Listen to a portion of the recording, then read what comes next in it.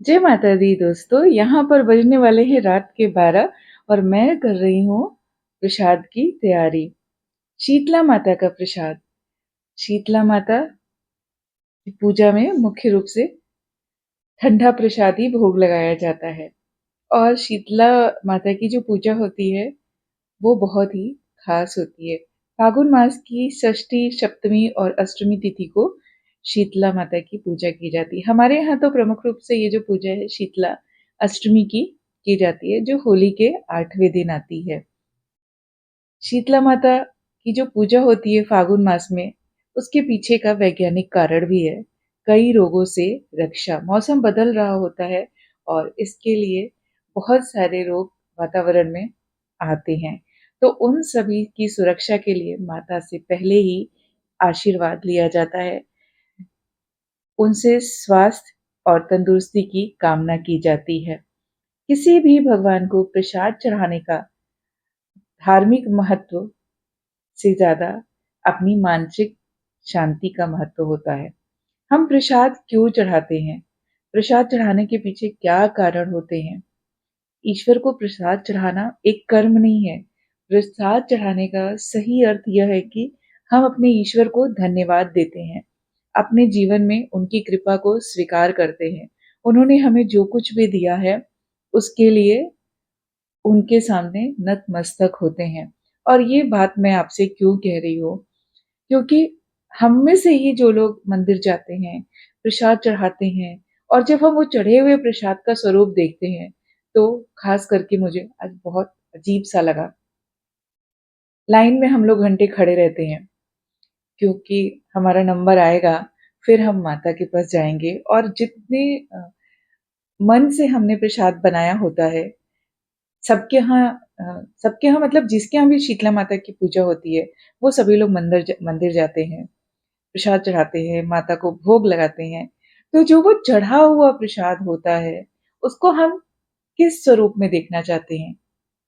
आज मुझे सच में बहुत बुरा लगा और मेरी बात जिन लोगों तक पहुँचती है, आप में से सभी लोग जिन तक मेरी बात पहुँचती है, हमेशा ध्यान रखिए कि जब कभी आप मंदिर जाइए, जो भी प्रसाद चढ़ाइए, उनको साफ-सफाई के साथ चढ़ाइए।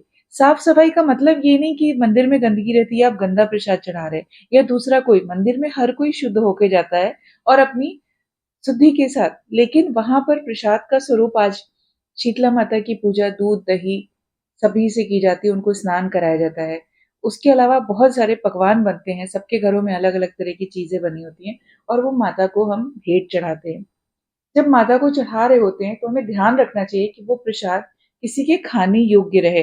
अब आप मान लीजिए कि वहाँ पर पूड़ी रखी है और ऊपर से किसी ने दूध चढ़ाया, दही चढ़ाया, फिर वो पूड़ी है, जो पकवान है, वो सारा गीला हो गया, वो वेस्ट हो गया। चलो वो प्रकृति में किसी और के खाने के काम आ जाएगा। वहाँ पे तालाब था, सब क्लीन किया लोगों ने और उसको ले जाके तालाब में डाला। लेकिन बहुत सारा प्रसाद किस स्वरूप में आप किसी को खाने के लिए दे सकते हैं? तो आपका प्रसाद भगवान ने स्वीकार किया क्या? तो कभी भी किसी मंदिर जाइए, मैं तो ख़ैर बहुत सारा प्रसाद को यही नहीं करती, भगवान को धन्यवाद देना है, भगवान को प्रसाद अर्पित करना है और उसके बाद उस प्रसाद का वितरण जिन तक जिनके सामर्थ्य नहीं है, उन तक पहुँचाना भी हमारा ये भगवान का ही भगवत कार्य ही है। तो इस पर ध्यान दीजिए कि जभी भी हम मंदिर जाएँ, प्रसाद चढ़ाएँ, तो वो प्रसाद किसी के ग्रहण करने योग्य हो, उसको कोई खा सके, ऐसा सोचिए और ऐसा करिए।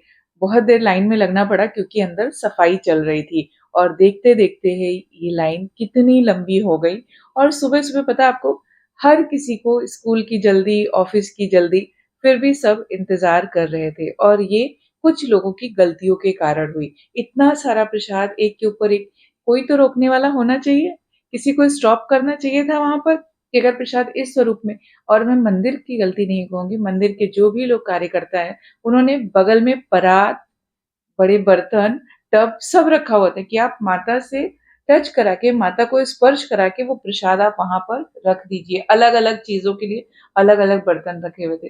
फिर भी लोग इतनी भी जल्दी क्या है, क्योंकि हम पढ़े लिखे हैं, आज अभी तो मैं नहीं ये एक्सेप्ट कर सकती कि हम लोगों में से कोई ऐसा अननोन और अनजाना होगा कि बस कर देनी है पूजा, बस निभा लेना है धर्म और चलते बने।